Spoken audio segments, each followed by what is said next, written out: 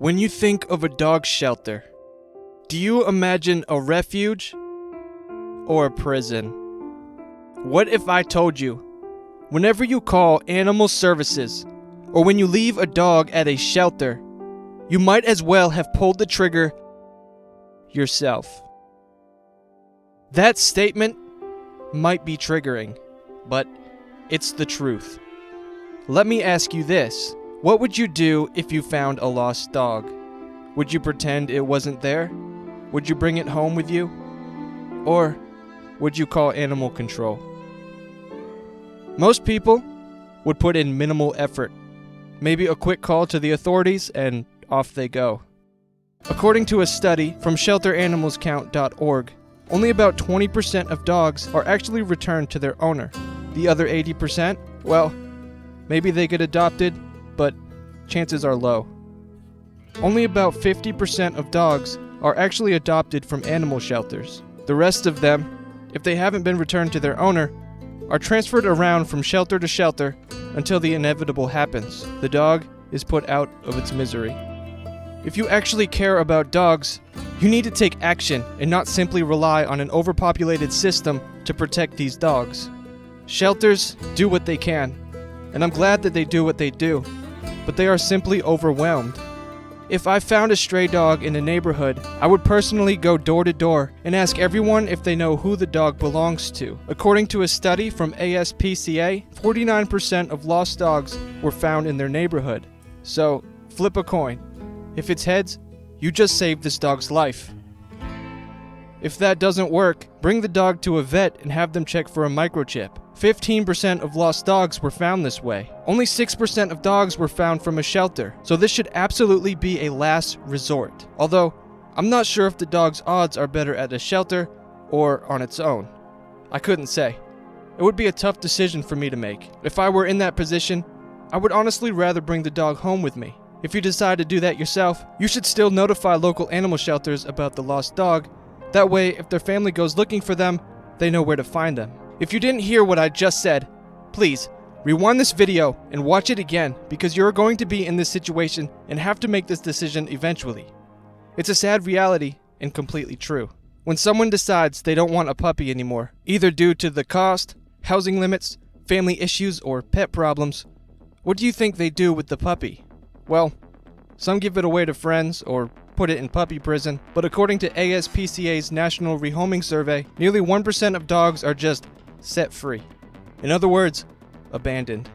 This number may seem small, but when nearly 5% of dog owners rehome their pets, and over 76 million pets have homes, that's roughly 38,000 abandoned puppies.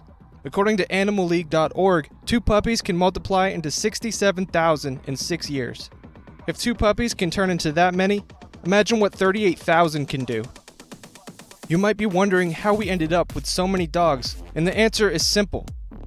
Greed.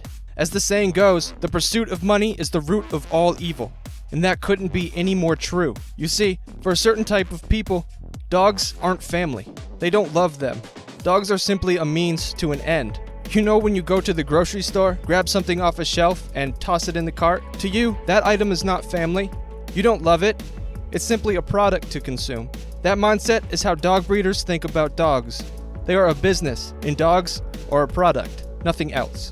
According to Humane Society of the United States, roughly 213,978 dogs are kept for breeding purposes. Of those, 139,086 are females. They have each female dog produce roughly 9.5 puppies. That's 1,307,407 puppy mill puppies per year. Over half of those female puppies are worn out each year. What do you think happens to them? Well, they are old. Probably sick too. According to veterinarians.org, mill puppies are 41.6% more likely to develop health issues than the general population of dogs. So, pet stores won't buy them. People are less likely to adopt them from a shelter. That leaves one option. There's no way to actually know, as a lot of puppy mills aren't even regulated. But I'm pretty confident most of the female puppies that are worn out are being euthanized and replaced. And worn out doesn't mean sick and dying. No, they could be perfectly fine dogs with many years left to live. but they no longer produce puppies or enough puppies per year to be profitable. As horrible as that sounds, puppy mills aren't even the problem. We are. According to an APPA study, nearly 34% of dogs are obtained from a breeder. Another 12% said private party, which probably means a pet store, and 90% of those come from puppy mills. A survey from Cleveland.com shows that 75% of people got their dog either from a breeder or a pet store. And that's not even the worst part. You see, we are buying all these puppies from these evil breeders and then kicking them to the curb. According to sheltersanimalscount.org, which surveyed over 1,000 animal shelters, nearly a quarter of all dogs they receive came from owners just giving up on them. Over 3.1 million dogs enter shelters each year, and licensed puppy mills produce over 1.3 million dogs each year. Maybe I'm insane for thinking this, but if you actually cared about dogs, you would do your part to save over 1 million dogs per year. How? Well, if you want a dog, adopt one. Never buy from a puppy mill, breeder, or pet store. Put this greedy, evil industry out of business. And don't give up on your dog. I know times can get tough, but you gotta do everything you can for that dog.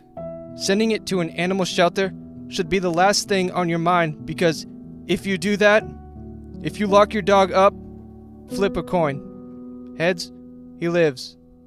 Tails, he doesn't.